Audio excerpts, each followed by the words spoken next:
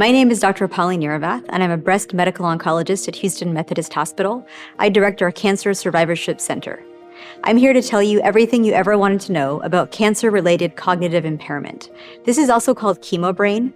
Many people may be familiar with this, where patients who are receiving chemotherapy often describe that they're not able to remember things quite as sharply as they normally would, or they may not be able to pay attention to things quite as long as they normally would. So they get distracted more easily and have a hard time recalling names or words sometimes. This can be very frustrating. It can often affect the way that people function at work or at home or socially, and it can be very disturbing. There are many things that we think may help with this. We understand that for people who are receiving chemotherapy and they're noticing that they're becoming more forgetful, for those folks who are trying to get better sleep, they tend to have less of these chemotherapy-induced cognitive impairment side effects.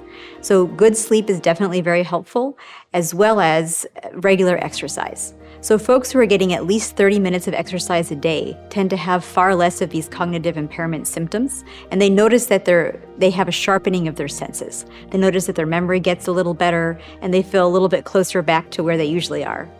And we're also beginning to look at some medications that could help for chemotherapy-induced cognitive impairment.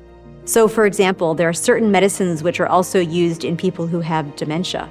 These are medicines like donepezil or memantine. And so we actually have some clinical trials which are prophylactically giving these medications to people who are receiving chemotherapy to see if we can help prevent some of that forgetfulness that happens with chemo. But for those people who may have experienced this or maybe even are experiencing it now, please know that it's not a permanent condition.